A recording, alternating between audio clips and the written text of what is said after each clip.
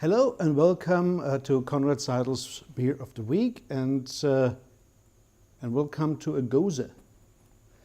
You probably all have heard of Gose beer, the beer that's brewed in Belgium, in Brussels. But Gose has a completely different meaning. It comes from Germany. It's a beer that's originated in Goslar, in a small town in the middle of Germany, and they brewed Gose back in the 14th and 15th century.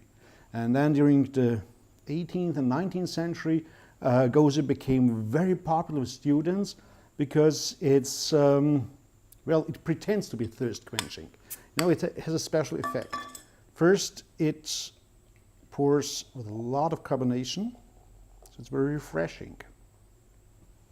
You see, there's lots of CO2 here. Big white head, great yellowish golden color, just a beautiful beer, and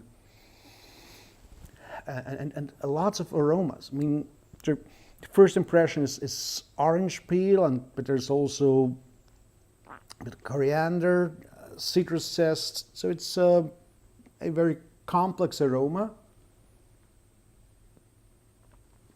very refreshing, yet at the same time smooth on the palate, because it's a beer that has malted barley and malted wheat, and the malted wheat typically gives you this creamy mouthfeel, a creamy texture for the beer. It's even a little sweet, but after this sweet peak on the palate,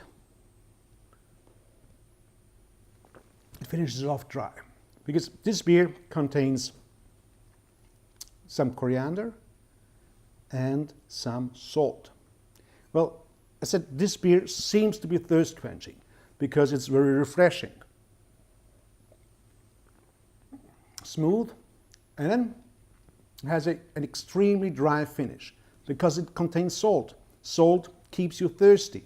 So when students drank that, they drank it because it was refreshing. It was just a nice drink you could drink forever because it didn't quench your thirst. You just wanted to go on and on and on.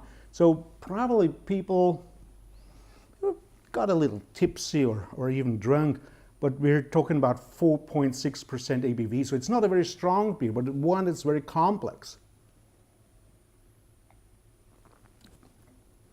Very, very low in hoppiness. It's just about 10 IBUs hop bitterness. And so this style became very popular not only in the 19th century, but in the last 4 or 5 years, I've seen many breweries all around the world who sort of reinvented the style that was almost lost in the mid of the 20th century. And now we see a revival of the Gose style. Here the interpretation comes from Plankstadt, Badisch Gose, which is quite a bit west of Leipzig, where the style was kept alive in the 1970s and 1980s. And now we have this beautiful beer.